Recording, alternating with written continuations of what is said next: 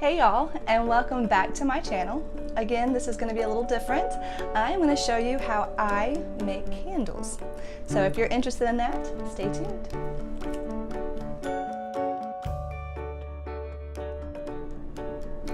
Now to get started, these are some of the utensils you're going to need. You're going to need to have wick. Now I have two jars. One is dirty because I am actually refilling it. This one I just cleaned and got, and I'm going to be filling that one up. You have to have your oils. Now the oils I get from Amazon. This one's going to be black currant, and I'm going to mix in blood orange. Now more blood orange than the black currant. I'm just kind of mixing things in a little bit. This here is actually going to go on the top and hold the wick so that it doesn't move. Now I don't like to use any kind of adhesive on the bottom, mainly because I'm lazy, but also because it's just easier. Now the wax I like to use, again, I get it from Amazon, and of course you can use whatever you want, but this is chopped up soy wax already. Now this was a set when I bought it from Amazon. It was the wax, it came with the wick holders, and it came with a good many wick. I think it was like 100 count wick. And then of course you need a stirrer. Poker, whatever you like to call it. This is what you'll use, and I'll show you to stir the wax as it begins to melt. And of course a pot. A pot you don't ever want to use again. Yeah, at least not for food. For candle making, yes. Okay, and then like I said, this is the stuff you'll use. Yep. In a minute I will show you how to set the wicks inside the candle.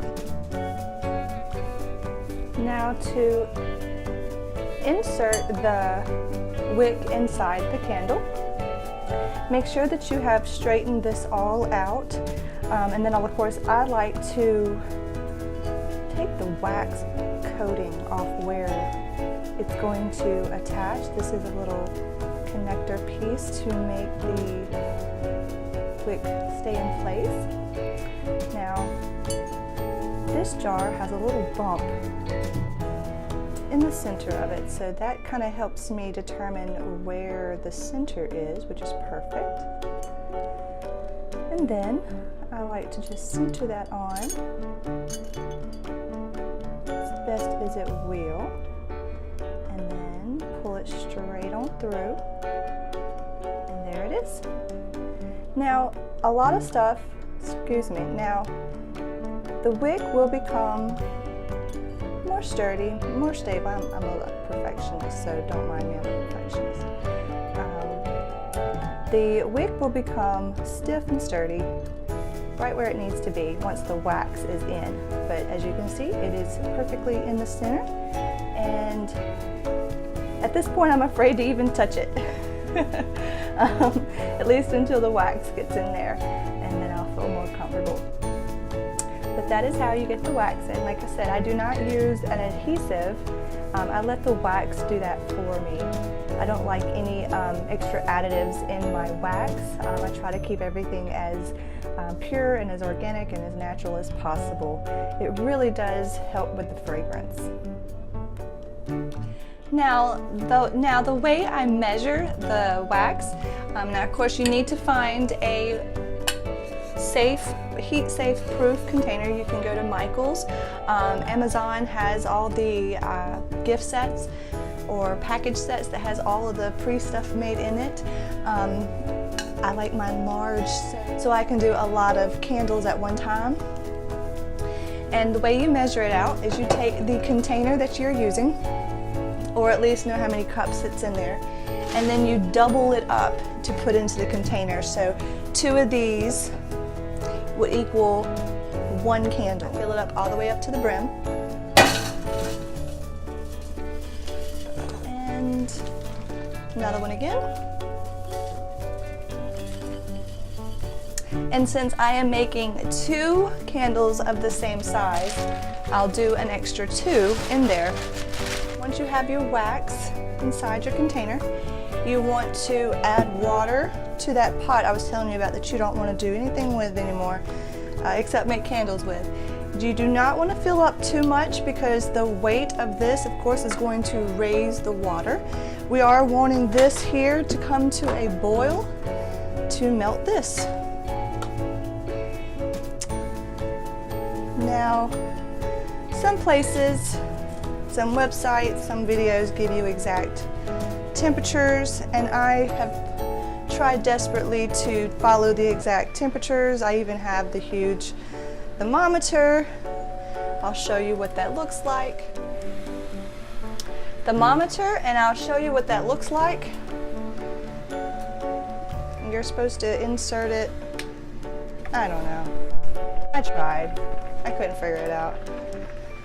But as you can hear, the water's beginning to bubble and the wax is beginning to melt. Remember, I told you to have a little stick so that you can swirl and turn the wax. The temperature that I use varies. Of course, I use a high temperature to get the water boiling, and as it begins to really boil and boil and boil, then I begin to lower the temperature.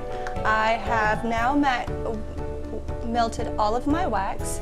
Now, of course, you could add color wax, you can add color dye during the melting process of this. Since these are my personal candles, I do not care about color, I am more about scent. So I am now turning the temperature off, and I'm going to separate this wonderful little concoction we have going over here. And I find a dry little towel, and then I wait. I want to wait at least 30 seconds. Let it cool down just a little bit, enough to say, I let it cool down. And then I add my fragrance. Now, the fragrance I'm going to use, like I said before, is a blood orange, which will be the primary scent. And then I had some black currant. Black currant is kind of like a licorice, masculine scent, I'd like to say. So I have my handy dandy tablespoon. As far as how much fragrance to put in, that's going to be up to you. Some people say 4 tablespoons to every cups that you have. Honestly, I like strong candles. I like strong scented candles. So I'm gonna put a lot of fragrance in here. More of the blood orange than I am of anything else. Now, of course, you got to be careful when pouring this oil in because it will make the wax make the wax splash up, and then of course leave little petals or whatever all over your counter. I believe that's 3, maybe this is 4. Now remember, I've got 2 candles in here. 5, 6, 7, 8. I'm just doing it because I love the scent. This is 9. And I believe that is half of my bottle. That's just me, y'all. I like a heavily scented candle with the wax off. Now, as I said, the blood orange was my primary scent. I am using this as a little kicker, so there was 9 of that. So I'm gonna put 5. Right? That sounds good.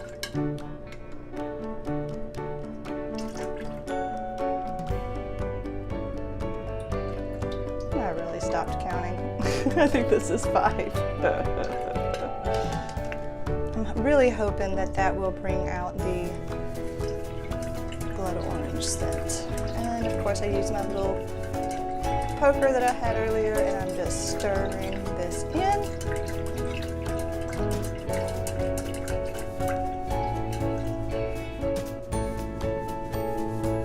And now to gently pour in the wax. Now, as far as the speed goes, I would